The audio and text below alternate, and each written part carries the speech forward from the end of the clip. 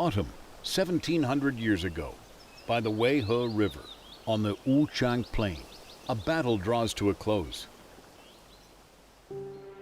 After 100 days of fighting, there will be peace between Zhuge Liang and his old rival, Sima Yi.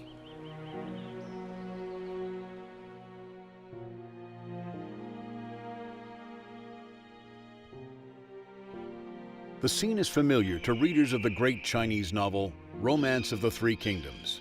Zhuge Liang, worn out by years of endless campaigning, breathing his last, sighing that he can no longer fight the enemy.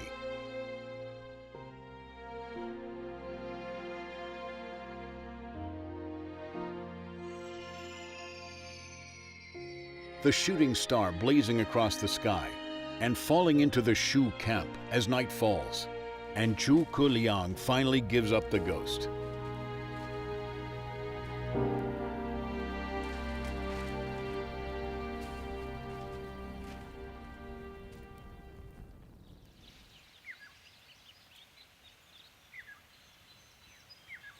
Dali is a small village to the east of the Wuchang Plain. Da Shichuan is a carpenter here. Age 15, elderly villagers told him that Zhuge Liang had invented something called a wooden ox and flowing horse, a kind of all-terrain vehicle that would work anywhere, no matter how rugged the roads. It was an idea that entranced the young Da Shichuan. From that day onwards, he was determined to make a wooden ox and flowing horse all of his own. 这就是诸葛亮在上房谷这儿制造的木牛流马。这木牛流马是什么呀？ Without much education, Da Shichuan could only read novels and listen to stories. He read the descriptions of the wooden ox and flowing horse in records of the Three Kingdoms with difficulty. 30 years later, after much trial and error, he finally succeeded in developing a wooden ox and flowing horse, operated by a single lever. 他怎么能把这做出来？能给这19万大军把两能用起，这是他很生气，值得去研究去想象的一个事情。 Chen Xianghua is over 80 years old. He used to be chief editor of the Documents, Journal of the National Library. Beginning in 1962, he spent 25 years writing Study of Zhuge Liang's Image.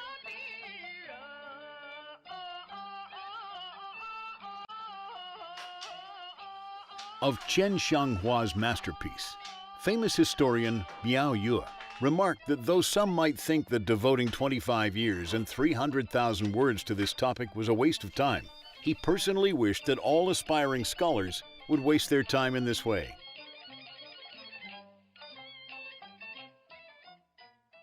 大家都知道，一个诸葛亮的草船借箭，再一个空城计，大家人人都知道。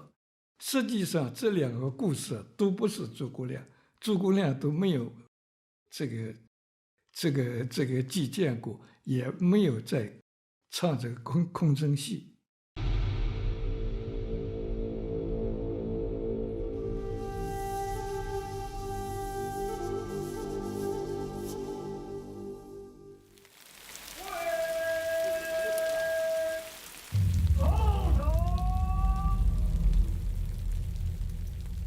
It's the 8th day of the 4th lunar month in Haizhou Shanxi.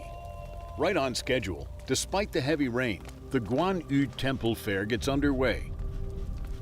The 3 statues of Guan Yu carried through the streets were made in the Ming and Qing dynasties. Some say that this temple fair dates back to the northern Song dynasty, giving it a history of more than 900 years.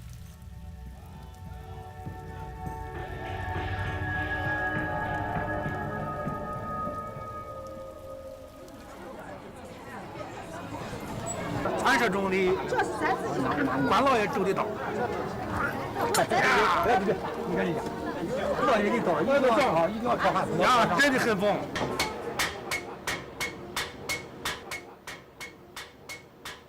50-year-old blacksmith Wang Shan is very famous in Zhuge Liang. Many villagers have come to his shop recently because Wang Shan and his son have forged something very special, a green dragon crescent blade, the legendary weapon used by Guan Yu.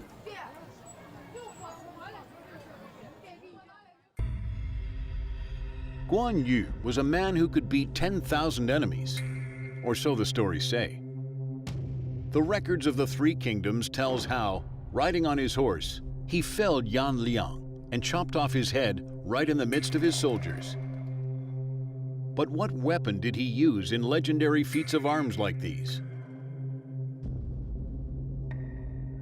The earliest records of broadswords used on battlefields date from the Tang and Song dynasties. However, there is a green dragon crescent blade in each temple of Guan Yu. 因为啥？关老爷这是武神，因为啥是只有关老爷才能配得上拿着一把青龙偃月刀。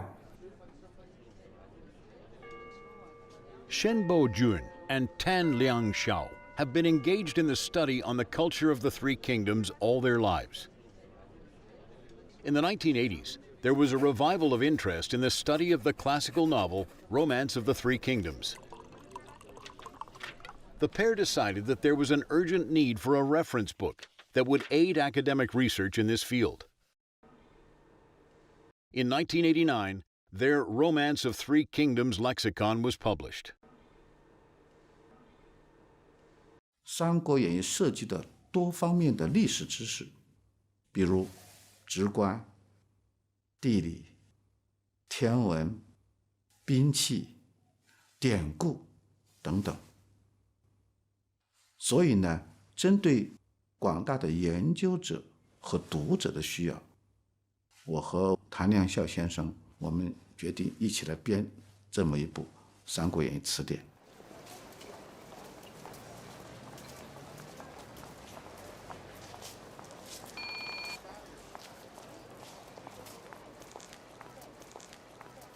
Yokoyama Mitsuteru was a well-known Japanese cartoonist. His comics, based on records of the Three Kingdoms, have been serialized in magazines such as Friends of Hope for 15 years. You could say that his work has caused a mania for all things about Three Kingdoms in Japan. So far, more than 50 million copies of his comics have rolled off the presses. That means that almost every Japanese family possesses a copy.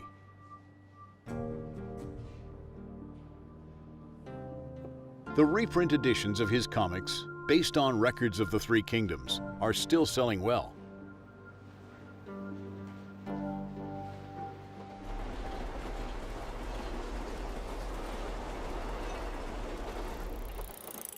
Another work that has great influence on teenagers is the game Romance of the Three Kingdoms, developed by the Japanese Koei Company Limited. The game was first released in 1985, immediately becoming a hit with teenagers. As of 2016, 13 versions of this game have been released, and it remains popular with players from all over the world, including China.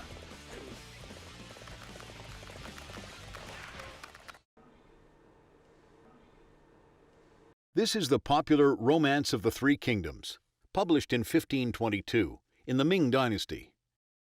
It's the earliest version of Romance of the Three Kingdoms discovered so far. On the first page of this book, a paragraph shows that the book was compiled by Luo Ben, based on a historical work by Chen Qiao.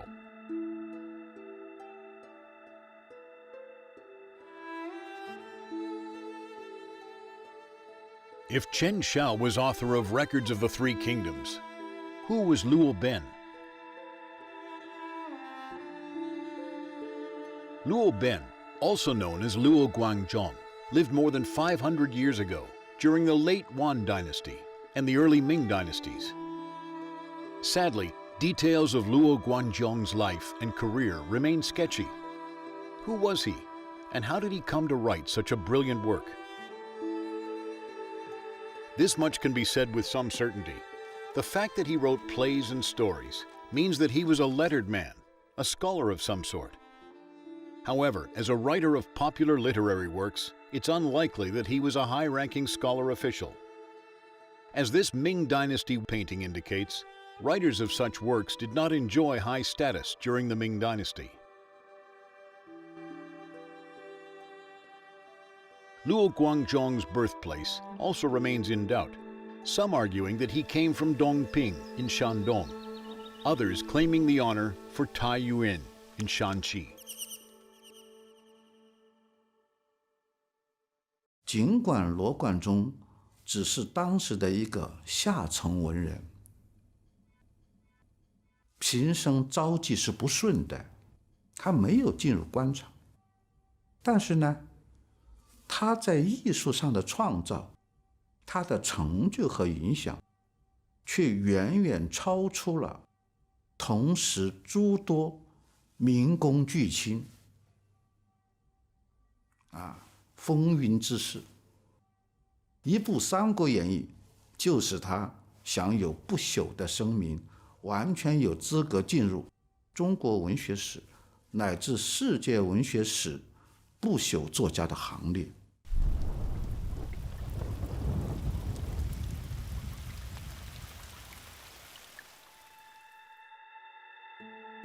Thanks to developments in archaeology, anthropology, and biosciences, research into the history and culture of the Three Kingdoms is no longer solely text-based.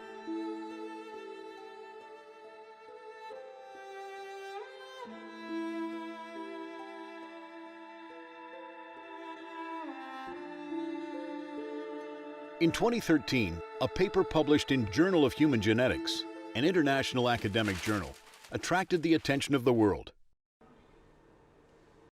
The paper is about the latest achievements in the research of the genetic DNA of Cao Cao's clan. The research was led by Han Sheng, a professor of history, and Li Hui, a professor of anthropology at Fudan University. 全国有多少曹姓？一调查呢，770万。我们重点查曹氏族谱，传下来110多份，全查。看他这个到底这个曹姓怎么来的，有哪些是曹操的后人的，他在今天的分布的情况怎么样？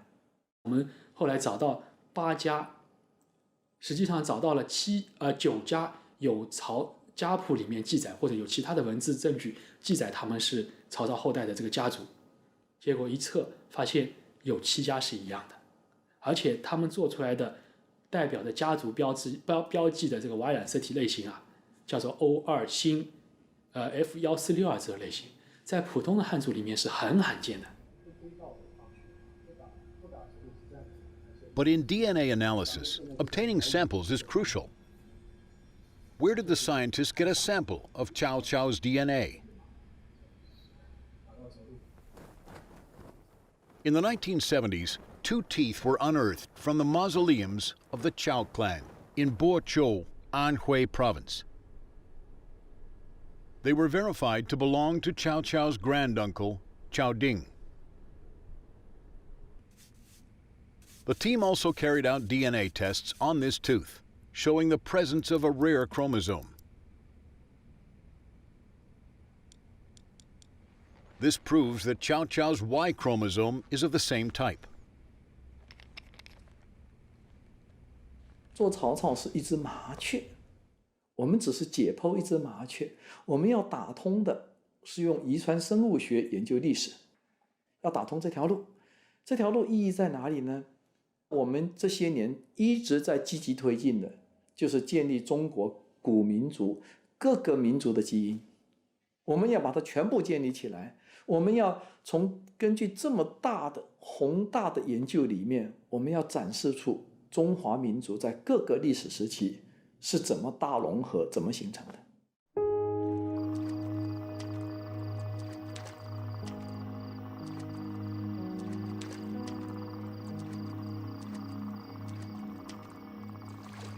The setting sun, old willows, and Chow Chow village.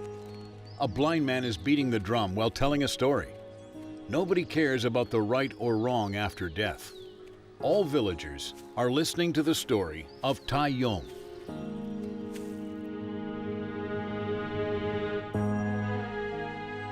This is a poem of Luo Yu, a poet of the Southern Song dynasty. He described a scene of a storytelling artist telling stories to villagers. In the Northern Song dynasty, the great poet Shu Shi wrote about storytelling in his works. He wrote that some children in town were sent to listen to stories because their families were too busy to take care of them. They felt sad when they listened to the story about Liu Bei's failure, and some even cried.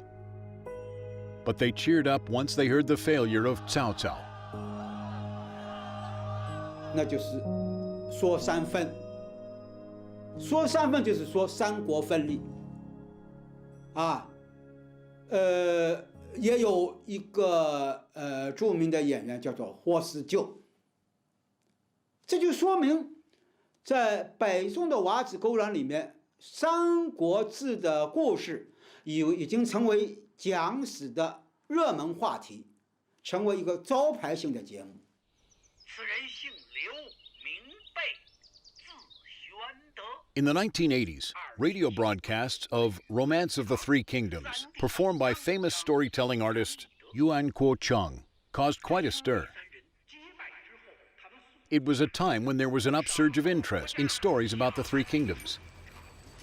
Every day at noon, the story would be on air, attracting huge audiences. Back then, almost everyone in the country tuned in to listen to these stories.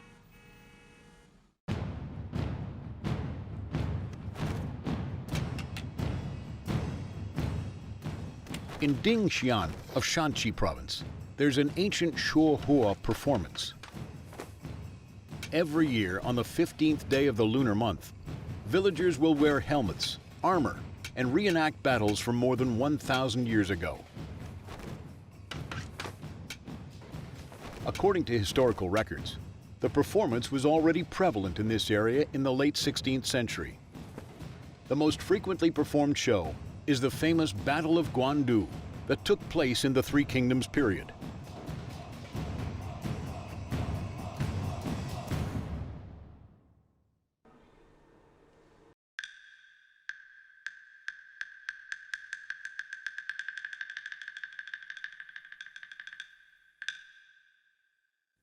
"400 years after the novel Romance of the Three Kingdoms was completed, with the birth of the Peking opera, stories of the Three Kingdoms entered their golden age. There's an old adage in the opera industry that goes, 3,000 stories from Tongue, 800 from Song, and countless from the Three Kingdoms. So if you see a play or opera, the chances are it's set in the Three Kingdoms period. It was during this period that stories of the Three Kingdoms came to be vividly portrayed on the stage. Full of engaging characters, these tales of loyalty, courage, and treachery deeply impressed theatergoers whenever they were performed. Soon, tales of the Three Kingdoms had a nationwide following.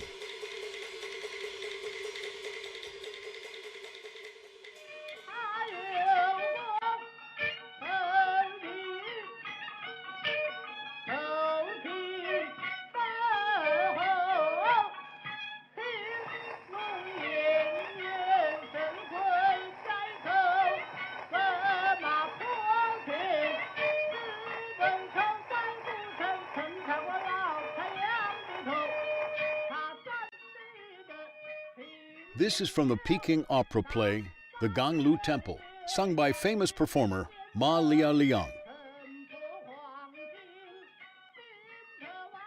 In 1930, as soon as the record was released, it was highly praised by opera fans. But soon they noticed a mistake. The line, "His younger brother is the Marquis of Shouting," was wrong. It missed a crucial Chinese character, Han. It should have read, "His younger brother is the Ting Marquis of Hanshou."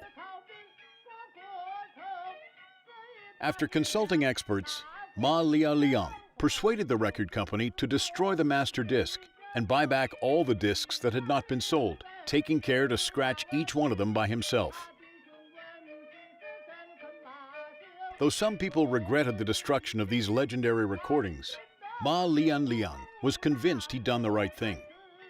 Even the smallest mistake, so he believed, could mislead future generations. 说汉寿亭侯这样的断是不对的，它不是汉代的寿亭侯，不是这个意思。汉寿是个地名，亭侯不是爵位很高的侯，亭嘛就是比县还小的一级单位，所以汉寿这个亭的这个地方的一个侯叫侯爵。 But the error was not down to Ma Liang himself. The existing versions of Romance of the Three Kingdoms were mostly edited by Mao Zonggang and his father in the Qing dynasty. Before being edited by them, the version had a plot in which Guan Yu kills Yan Liang and Wen Chou, which Cao Cao confers the title of Marquis of Shouting on him and gives him the official seal. But Guan Yu refuses to accept. So Cao Cao adds the Chinese character Han to his title, which Guan Yu responds with a smile, "You know what I want," and accepts the offer.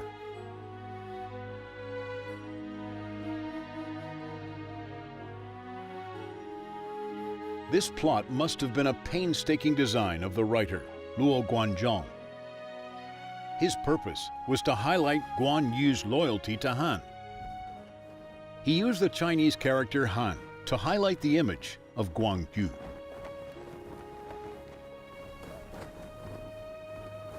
这个汉啊，这个汉字代表了正统，代表了关羽对于汉室的忠心，所以有这个汉字在前面，大家很容易往这个忠心，往这个汉朝。 往汉室这个方面来想。For hundreds of years, people have accepted Luo Guanzhong's version of the story, the one in which Guan Yu remained loyal to Han and refused to surrender to Cao Cao. Thanks to that version of events and the Chinese character Han, Guan Yu has come to epitomize loyalty and uprightness.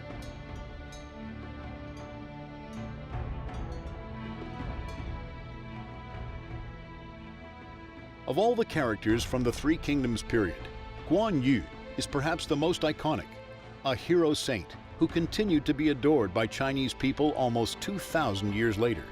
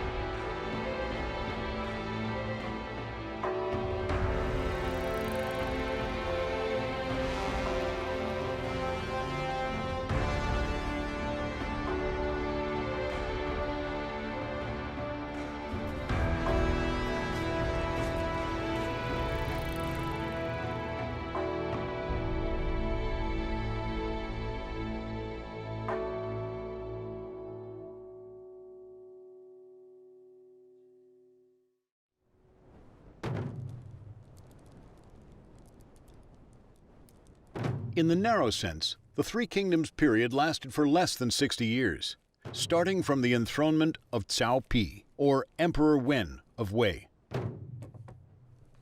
The Three Kingdoms period in a broader sense starts from the Yellow Turban Rebellion at the end of Han Dynasty and lasted for no more than 100 years.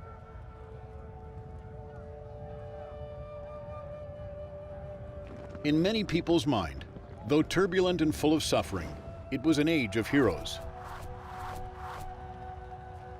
Cao Cao, who spent his whole life battling his enemies, described that period of time with deep sorrow in his poem Marching Amid Wormwoods.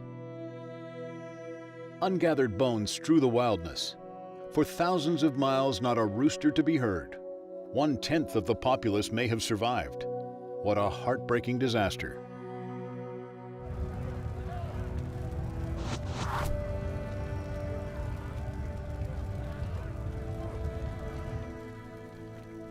In that century, wars, plagues, and famines devastated the economy, resulting in a sharp decline in the population.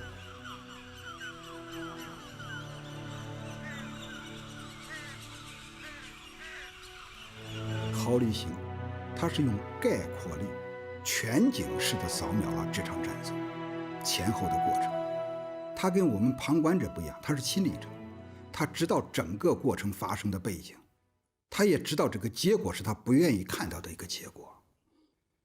也正是站在这个层面上，我们说，中兴在《古诗归》当中说，这首诗是汉末实录真实实言。 东汉末年，就是三国这一段时间，人口大幅度的减少。这个减少数字不是一般的减少，大幅度的减少，从5900多万，官方统计的5900多万，下降到不到1000万，只有700多万人口。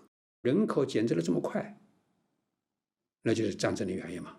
战争、瘟疫、饥饿啊，都来了，民不聊生，甚至导致人吃人，对吧？那三国时候也人吃人嘛。 对吧？反正战乱就要人吃人的。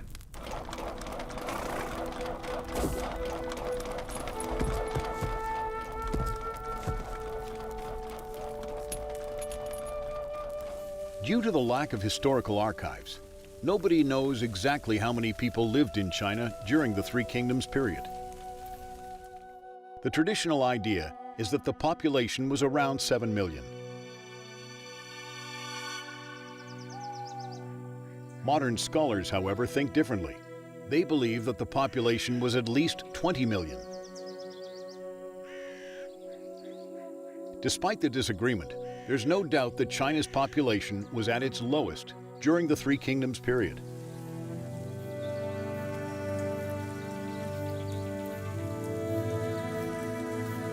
这段历史，我们现在的一般的传播 观念是，就是这是一段英雄辈出的时光啊，就是出现了很多了不起的人物啊。但是，其实我们如果找到一些角度，深入到这段历史，我们就会发现了，其实三国的历史啊。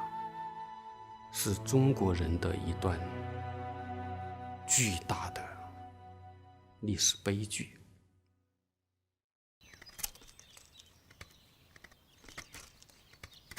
After its publication, it didn't take long before the novel Romance of the Three Kingdoms became popular among the people. In 1943, just as he was working on his book, A History of the Three Kingdoms, famous historian Luo Guanzhong remarked that Romance of the Three Kingdoms was among the best-selling books in Chinese history. Indeed, according to publishers, it still regularly tops the charts in terms of sales volume.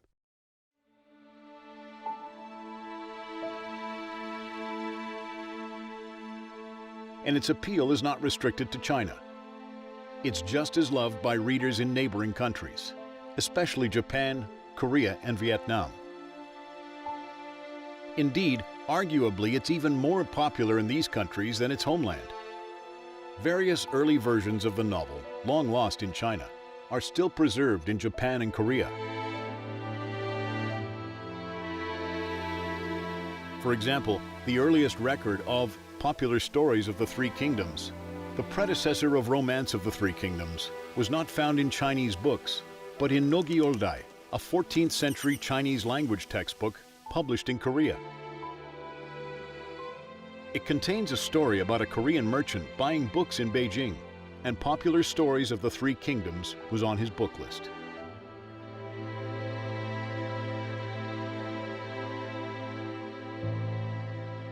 This is a copy of the book he was after. It was published about 700 years ago in the Yuan dynasty. It is now preserved in the Japanese Cabinet Library. It is the only known existing copy.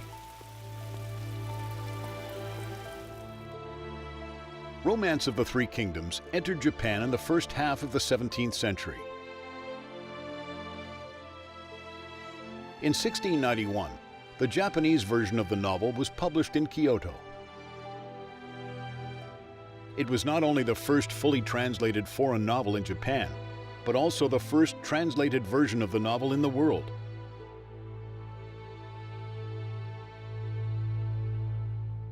三国志は日本の出版界では非常に大きなテーマの一つになっています。三国志演義の翻訳書は5、6種類も日本で出版されていますし、その中でも1972年に出版された辰馬正介先生の本は何回も翻訳を重ねていて、その辰馬先生の三国志演義を元とするような三国志に関わる本というものは全てで100万冊を超えるほど出版されているんです。第二次世界大戦以降、日本で三国志というと長い間吉川英治の小説の三国志を指すことが多かったということがあります。で、吉川英治の三国志そのものは三国志演義をもとに出来上がっているんですけども、吉川英治自身のアレンジですね、それが非常に多く加わっている部分があります。そして特に1990年代以降において三国志という名前がついていると本やもしくは漫画なんかがすごく売れるということが確かにありまして、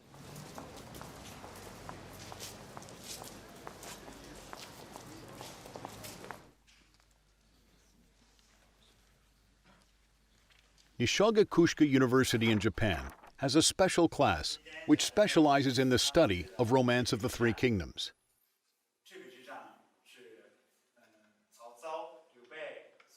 These 6 students have been passionate about the novel since their childhood. They'll be able to read the original Chinese work in their junior and senior years in university and realize their childhood dreams. Professor Ito assigns each one the name of a character from the novel. 现在点名：张飞到，诸葛亮到，陈宫到，刘备到，孙权到，夏侯渊到。 The autumn wind, with deepening sorrow, blows from Qishan Mountain, and gloomy clouds gathered over the background of the Wusang Plain. The banners of the Shu army have lost their luster. Their drums and horns now fall silent. These lines are from the long poem Stars Fall in the Autumn Wind on Wuchang Plain, written by famous Japanese poet Bansui Doi. The poem was a set text during the Meiji period, becoming even more popular when it began to be used in songs. But while Guan Yu and Zhao Yun are favorites with Chinese readers, Zhuge Liang, the chancellor of the Chu state, strikes a chord with the Japanese. You might even say that in Japan, Three Kingdoms fever is actually Zhuge Liang fever. 三国志の物語の中にはたくさんの英雄人物がいます。日本人はなぜ諸葛孔明が好きなのでしょうか。私は2つの理由があると思います。一つは諸葛孔明の劉備に対する忠。もう一つの重要な理由は諸葛孔明の身の上に起こった悲劇性です。In 227, before Zhuge Liang set out to attack Wei, he submitted a report to Liu Shan, king of the state of Shu. He wrote, "I began as a common man, farming in my fields in Nanyang, doing what I could do to survive an age of chaos. I never had any interest in making a name for myself as a noble." From this, people get to know that Zhuge Liang used to farm in Nanyang. Shi Cao-chu, a historian in the Eastern Qin dynasty, wrote in his book Story of Han and Jin that Zhuge Liang came from Dongxian County of Nanyang, around 10 kilometers west to Shanyang. The place was also known as Longzhong. Later, Nanyang became part of Hunan province, while Shanyang became part of Hubei province. Both of them have temples dedicated to Zhuge Liang. Sadly, due to inadequacy of surviving historical records, precisely which location Zhuge Liang farmed, Nanyang or Xianyang, remains a matter of debate.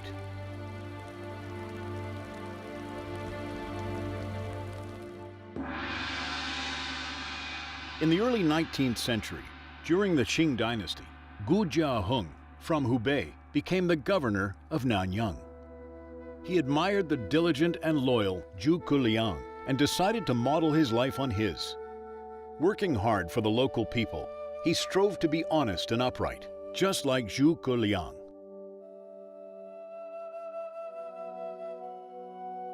During his term, scholars from Henan and Hubei debated the location of Zhuge Liang's farm, citing various sources in support of their claims.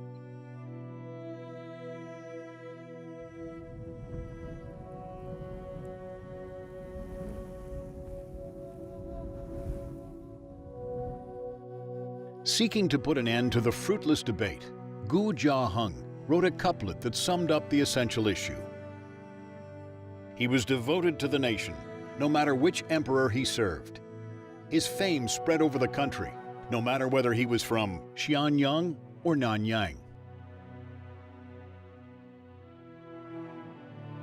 Just as Luo Guanzhong, the prominent Tang Dynasty poet, wrote in his famous article, An Epigraph in Praise of My Humble Home, "My humble home is like the thatched hut of Zhuge Liang of Nanyang, or the pavilion of Yangxion of western Sichuan." Confucius once said, "How could I call a room humble as long as there is a virtuous man in it?" In the view of Luo Guanzhong, Zhuge Liang was a man who lived up to the very highest Confucian ideals. He was a man of moral integrity who would be a model for future generations. 南洋襄阳之争争了有几百年了，他们到底争的是什么呢？从实质上说，他们争的是对诸葛亮的敬仰和崇拜，争的是能生活在诸葛亮躬耕地上的一种荣耀，一种自豪。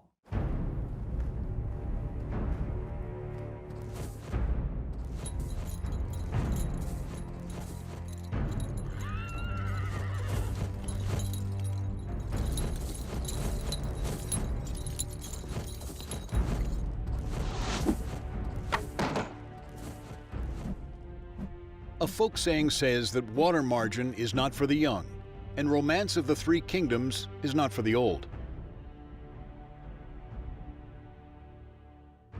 It warns the elderly people that Romance of the Three Kingdoms is full of scheming and plotting.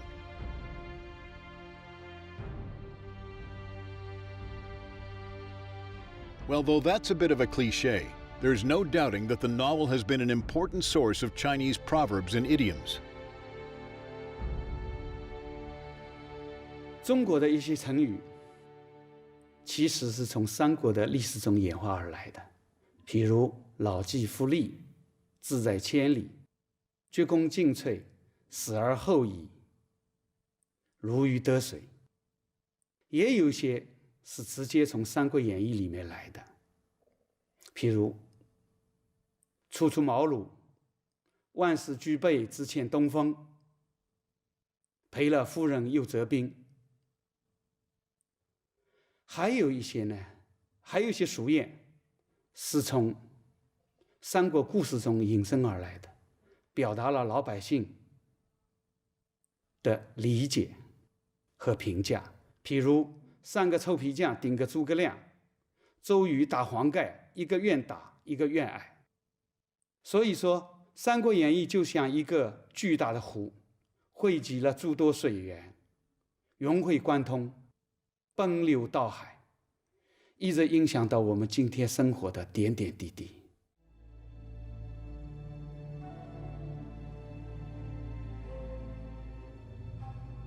These frequently heard idioms and proverbs are deeply rooted in everyone's life in China. They not only enrich the Chinese language, but have also subtly shaped the personality of the whole nation. 三国的世界，它的主要就是一个精神的世界。精神的世界啊，我自己最欣赏的就是关公的精神世界。我还是蛮喜欢曹操这个人。曹操他是在不管《三国志》也好，或者是《通俗演义》这个小说里面也好，其实他对人才都是非常重视的。我最崇敬、最喜爱的人物是诸葛亮。历史人物诸葛亮本来就是那个时代公认的杰出人才。如果没有曹操这样一个人，三国的世界会暗淡许多；没有诸葛亮，他会暗淡许多，啊，所以在三国的世界当中，可能曹操和诸葛亮是代表两极。三国文化它属于中国传统文化里边，就是参与了塑造中国人的民族性格的这么一种文化。就是中国人为什么是现在这个样子的，我们可以从三国里头找到一些答案。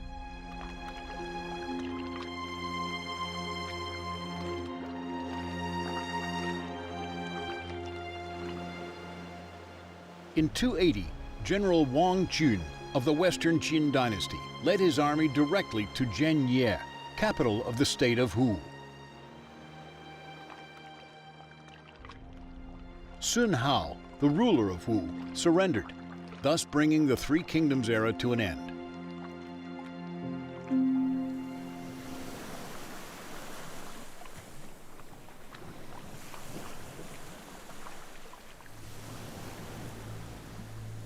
The Yangtze River flows ever onwards, sweeping away heroes as it goes. These are the words of Su Xu, a literary giant of the Northern Song dynasty, words that echo and linger in our ears. For thousands of years, dynasties have risen and fallen, and most have been forgotten. Even some of the longest-lasting dynasties have lapsed into obscurity. So why is it that the Three Kingdoms period, an era that lasted scarcely a century, retains such a hold on people's minds? Somehow this stretch of the long, long river that is Chinese history continues of sparkle and glitter. For many, the stories from that time are as exciting as ever, its heroes still inspiring.